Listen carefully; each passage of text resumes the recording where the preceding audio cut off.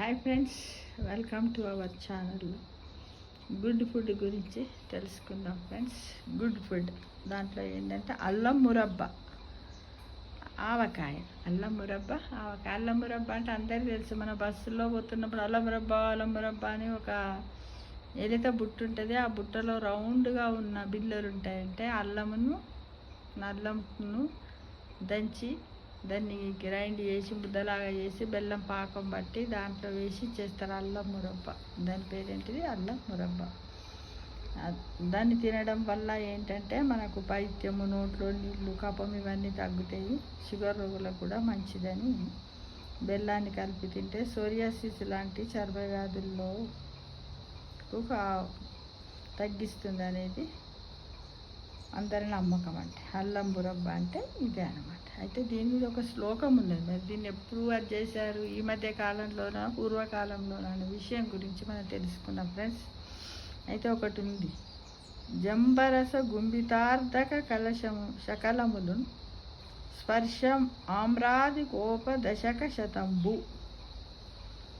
అయితే దామెరల వెంగళ భూపాలుడి బహుళాశ్వచరితం అంటే కావ్యం 16వ శతాబ్దము నాటిదనమాట. ఇందులో మన ఆహార చరిత్రను చాటి అనేక వంటకాల ప్రస్తావన ఉందట. అయితే ఈ పద్యము లోపల జంబరస గుంభితార్ధక శకలములు సర్షప ఆమ్రాది కోప దశక శతంబులు అంటే ఏమిటి తెలుసుకుందాం. జబరస గుంభితార్ధక శకలములు అంటే నిమ్మరసములో ఊరవేసిన అల్లం ముక్కల్ని, పండు గుజ్జుని హల్వాలాగా గట్టిపడేలా చేసేదాన్ని అల్లం మురబ్బ అని. పోర్చుగీసులు దీన్ని మార్పలెడ్ అని కూడా అన్నారట. మనం పండ్ల రసాన్ని ఎండించి మామిడి తాండ్ర లేదా తాటి తాండ్రను తయారు చేస్తాం కదా ఫ్రెండ్స్, అలానే వీళ్ళు కూడా ఈ విధంగా చేసేవారట. ఇలా కాకుండా నిమ్మరసము అల్లపు రసాల్లో ఊరబెట్టి అంటే ఊరబెట్టడం, రాత్రికి అల్లం ముక్కలను దాంట్లో వేయడము, మళ్ళీ తెల్లవారి మళ్ళీ తీసి మన మిరపకాయలు చేస్తాం కదా, మిరపకాయలు ఎలా చేస్తారో అలాగానే ఈ అల్లాన్ని కూడా ఆ విధంగా చేసేవాళ్ళు అనమాట. ఈ అల్లం ముక్కల్ని ఏం చేసేవాళ్ళు అంటే రాత్రి ఉప్పు నిమ్మరసంతో కలిపి ఊరబెట్టి మళ్ళీ పగలు ఎండబెట్టి మళ్ళీ ఎండిన తర్వాత తీసి మళ్ళీ నానబెట్టి మళ్ళీ ఎండబెట్టి ఇట్లా 2-3 రోజులు చేసేవారు అన్నమాట.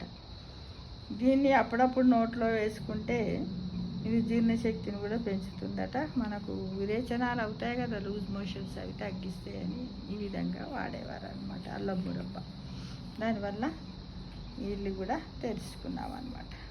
ఇక ఇంకొకటి ఏంటంటే ఇది అల్లం మురబ్బని ఏంటంటే మామిడికాయల సీజన్లోనే ఈ ట్రయల్ చేయాలట. ఎందుకంటే టెంపరేచర్ వేసవిలోనే ఎక్కువగా ఉంటుంది కాబట్టి మనం ఎండబెట్టినట్టయితే ఇలా ఉంటుంది అనమాట. అయితే ఈ అల్లం మురబ్బలో దేన్ని అంటే మురబ్బ గురించి తెలుసుకున్నాం.